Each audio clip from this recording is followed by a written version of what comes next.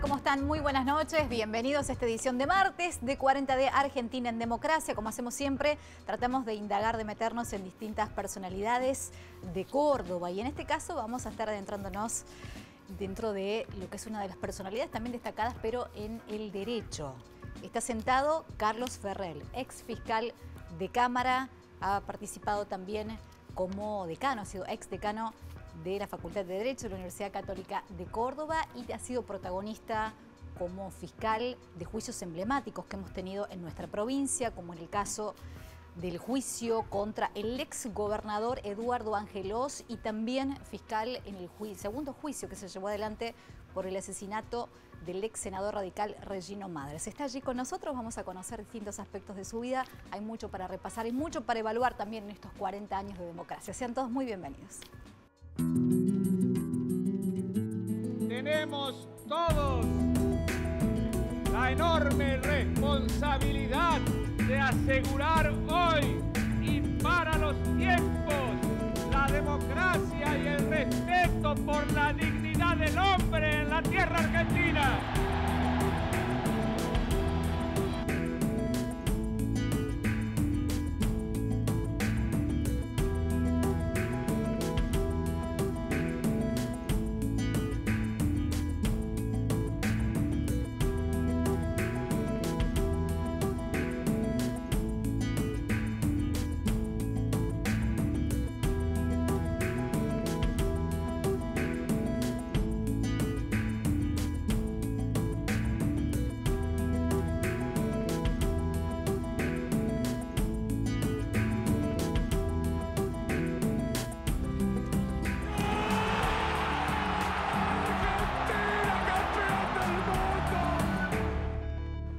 Bueno, Carlos Ferrell con nosotros. Muy buenas noches. Buenas noches, Bienvenido, Ana. gracias por estar acá. El agradecido soy yo por permitirme participar en esta propuesta coincidente con los 40 años de vigencia ininterrumpida de la democracia. Bueno, al ver el clip de apertura, ¿qué se te viene en mente? ¿Qué evaluás de estos 40 años? Y son muchos los hechos, los episodios, en general y en lo personal también, porque, bueno, en mi desempeño funcional en aquellos primeros tiempos como fiscal de instrucción, siendo joven aún, asumí desafíos importantes que de algún modo ponen a prueba la capacidad y el sistema también. La evaluación la haces siempre desde tu profesión, ¿no? Y desde lo personal, ¿cómo viviste esa transición de la época de la dictadura al retorno de la democracia? Siendo estudiante aún en la época de la dictadura, cursaba en la Facultad de Derecho de la Universidad Nacional de Córdoba, de donde egresé, y donde, bueno, como todos los que estábamos en ese espacio, teníamos algunas limitaciones, desde los contenidos de las materias que se dictaban hasta de la apariencia física. Yo en esos tiempos usaba barba, una barba tupida, y iba a la facultad de vaqueros y zapatillas. Y si vale el recuerdo, no se podía entrar, no me dejaban ingresar a la facultad y yo esperaba que se fuera el soldado, el militar que estaba en la puerta, llegaba más tarde a la clase, pero entraba así, no me afeité nunca. Ah, bien. Fue como un acto de rebeldía, de resistencia. De reafirmación del yo. Sí. Sí, un poco así. En esos tiempos yo ingresé a trabajar en Poder Judicial muy joven también, pero ya antes había desempeñado otras tareas. Fui cobrador de una entidad, trabajé en una inmobiliaria, hacía, digamos, pocas cosas, pero ya tenía... y fui preceptor unos pocos meses de una escuela. Para solventar también la carrera, los estudios. Para solventar los estudios y mis gastos. Mis padres, si bien mi padre trabajaba, mi madre también, somos 8 hermanos. Somos aún porque todos estamos vivos, gracias a Dios. Y obviamente cada uno tiene sus propias inquietudes y su vocación y sus gastos, y no es para cargarlos todos a la cuenta de los padres, ¿no? Así que desde temprano empecé a trabajar, después llamaron a concurso en tribunales, tuve la suerte de ingresar y de inicio fue en el fuero penal. En un ámbito, en un ambiente, en una oficina de la que yo no conocía ni el nombre, que era un juzgado de instrucción, pero me entusiasmé y yo diría que puedo decirlo, me apasioné con la tarea que se hacía allí, que es un poco la que se sigue haciendo hoy en una fiscalía de instrucción, investigar hechos delictivos y procurar generar o dar margen a alguna acusación para que se hagan los juicios respectivos. Estando ya trabajando en tribunales, egresé también muy joven, tenía 22 años, un 3 de marzo de 1980, para que lo tengas en cuenta porque después esa fecha tiene importancia. E hice rápida carrera judicial, en el mismo juzgado trabajé 12 años, del que llegué a ser su secretario. Después pasé a secretario de la Cámara de Acusación, que es una cámara única que hay de apelaciones, digamos así, en Córdoba. Y en el año 1991 fui designado fiscal de instrucción, o agente fiscal del sexto turno, como se llamaba en ese año 91. Sí. En tiempos de la democracia seguía gobernando el doctor Angelos, y en el año 95 se desató, le explotó la provincia por razón de la falta de fondos para pagar sueldos. Recuerdo que ese verano regresamos de las vacaciones, los que trabajamos en dependencias públicas, y nos encontramos que no se nos había depositado los sueldos, y eso pasó 2 o 3 meses más. Bueno, y culminó en lo que ya todos conocemos. El 8 de julio de ese año, el gobernador Angelos presentó la renuncia. Yo ya había tenido algunos desafíos funcionales desde la Fiscalía, pero no de la trascendencia que tuvo el que ocurrió unos meses después, porque el 24 de agosto del 95 se presentaron los referentes o representantes de los gremios estatales, 8, en ese tiempo se llamaba la Coordinadora de Gremios Estatales, a hacer denuncias en función de supuestas irregularidades que habían ocurrido en el ámbito de sus reparticiones y dependencias, pero no decían mucho, no decían nada en realidad. O sea, lo que pretendían era que desde la Fiscalía empezáramos a hurgar a ver qué es lo que se podía encontrar.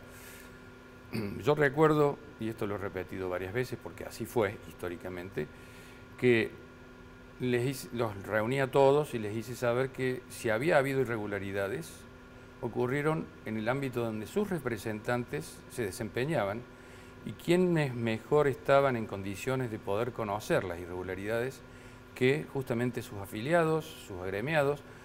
Así que los invité a que sucesivamente, de a uno por vez, me visitaran nuevamente en los próximos días y me acompañaran en los hechos puntuales que querían o que conocían o que pensaban que podrían haber ocurrido.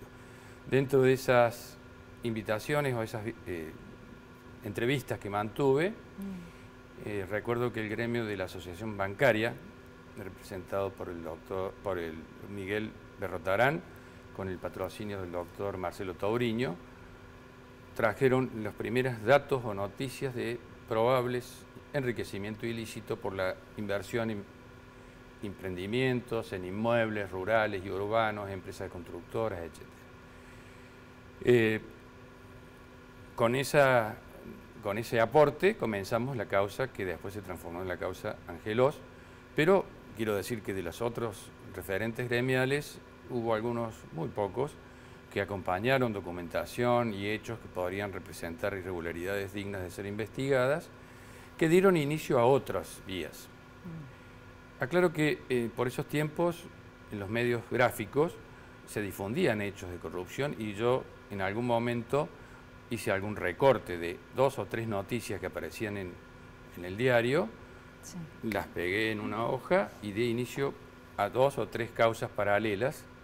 Y también por esos tiempos empezaba a insinuarse o estaba ya en curso una investigación contra las autoridades del ex Banco Social de Córdoba, que a medida que uno empezaba a obtener información se hacía cada vez más voluminosa la investigación porque no eran casos aislados, sino que era realmente un desfalco importante con la participación o el otorgamiento de préstamos a personas insolventes, a empresas insolventes, que se podía saber de antemano que no estaban dispuestos a pagarlo.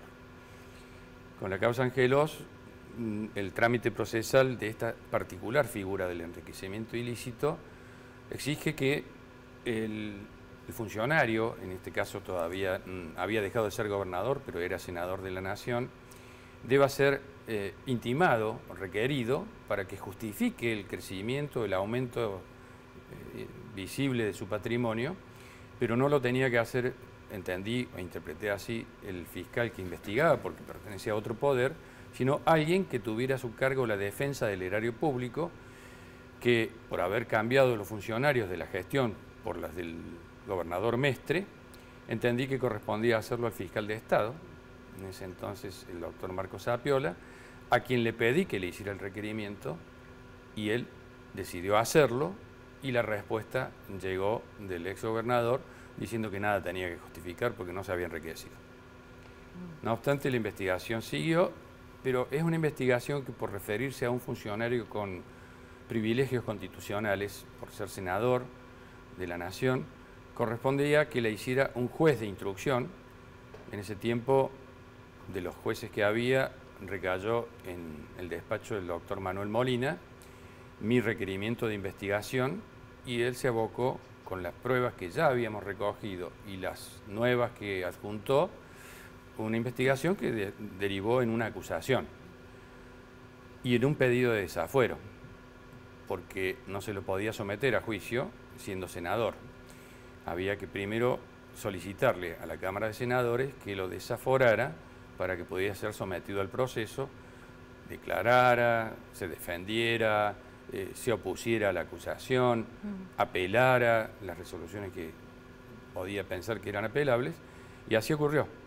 El senador, ya con el pedido de desafuero solicitado, optó por renunciar o pedir su propio desafuero en la Cámara de Senadores, y la Cámara de Senadores se lo otorgó, pero por un plazo exiguo de 60 días, 2 meses, o sea que era el plazo que se le daba a la Justicia de Córdoba para que completara todo el trámite del proceso. Obviamente, un plazo inviable, que después fue prorrogado y se extendió y en definitiva puso en condiciones a la justicia de proseguir con el proceso hasta su instancia definitoria, que es el juicio, que ocurrió recién en el año 98. Esto había pasado en el 95, en el 98 se hizo el juicio contra el exgobernador, algunos de sus hijos, socios o ex socios o allegados de él o de sus hijos. En total eran, incluido el doctor Pompas, expresidente del Banco Social, eran 15 imputados, cada uno de los cuales tenía más de un defensor, y de este lado estaba el fiscal de la Cámara, que era el doctor Jorge de la Vega, quien me pidió que le colaborara en el juicio para llevar adelante la acusación, a ver si podía llegar a la instancia definitoria como se esperaba. Carlos, y en algún momento con todo lo que implicaba, ¿no? Una incidencia directa en la vida de la gente, en la vida de los cordobeses, lo que estabas investigando, ¿dudaste en seguir adelante, en dar un paso al costado? Nunca, nunca. Son esas coyunturas que porque en la había vida... un poder político fuerte. Sí. Incluso hasta el propio exgobernador lo tomó hasta como algo personal. Sí, en realidad de mi relación con él previa a esto no existió nunca, personal, de ninguna manera, y no había motivos para que pudiese imaginar del otro lado que el fiscal que lo estaba investigando tenía alguna motivación personal basada en algún hecho pasado. Recuerdo que dijo, corrégime, si fuera legal la tortura, Ferrer me torturaría. Así es, eso dijo. Pero en el marco de estos juicios, de cualquier juicio, en el rol de fiscal al menos, uno prescinde de las manifestaciones que se hagan por fuera del proceso y aún por dentro, y se limita a responder a aquellas que tienen connotaciones procesales, jurídicas, penales. Pero no es infrecuente que un imputado se moleste y opte por defenderse atacando a quien lo acusa. No es para nada imprevisible. Lo que pasa es que en este caso ese tipo de defensa tenía repercusión mediática y se difundía por toda la sociedad. Quiero decir que en esto me sentí muy acompañado por la sociedad porque me ha pasado que yendo por la calle algún taxista se disminuía la velocidad y me decía fuerza fiscal o qué sé yo, cosas así. Cosas que alientan, pero lo mismo hubiera hecho desde lo que logré realizar, aun si no hubiese tenido ese tipo de apoyo espontáneo, o al revés, si hubiese tenido algún tipo de crítica, porque no nos olvidemos que el doctor Angelos fue gobernador casi 3 periodos, y desde el poder se generan adhesiones espontáneas o a veces interesadas, y se reparten beneficios con designaciones en cargos, con políticas de préstamos, en fin, de todo lo que uno puede imaginar que representa el ejercicio del poder, que normalmente genera adhesiones espontáneas. Obviamente que en el curso de la causa y fundamentalmente en el juicio, y a la hora de la definición del juicio, en el momento en el que fue absuelto, había adeptos por afinidad política, por militancia, por convicción de que estaban frente a una persona que era inocente, lo que haya sido. Pero esas cosas no son necesariamente espontáneas, por ahí son organizadas en el afán de recuperar la imagen pública de quien sabe o presume que va a ser liberado de los cargos a través de la absolución. Y bueno, esas son connotaciones extrañas a lo estrictamente judicial y que uno aprende desde la inexperiencia de no haber tenido antes causas de este tipo, a conocer que existen, a reconocer que pueden tener influencia en los jueces, a reconocer que pueden generar hechos de distinta naturaleza, de elogio o de agravio, y es parte de la función. Es decir, los fiscales y los jueces, me refiero en este caso a los del fuero penal específicamente, por la exposición a la que regularmente se ven, digamos, cotidianamente se ven expuestos, tienen que resolver conflictos que van a dejar alentar o aliviar a algunos, o van a beneficiar a algunos y van a perjudicar a otros. Y en el desempeño funcional no es apropiado que se maneje la actuación o se dirija la actuación en base a la expectativa de recibir aplausos ni críticas. Uno tiene que actuar convencido de que hace lo que manda la ley, que es lo que es una condición para ejercer el cargo. Bueno, Carlos, hay mucho para repasar. Vamos a viajar también en el tiempo, en aquel momento, cuando se presentó la denuncia por enriquecimiento, el tema del alegato, pero eso lo vamos a hacer después de la pausa. Vamos a un primer corte, quédense y a la vuelta seguimos.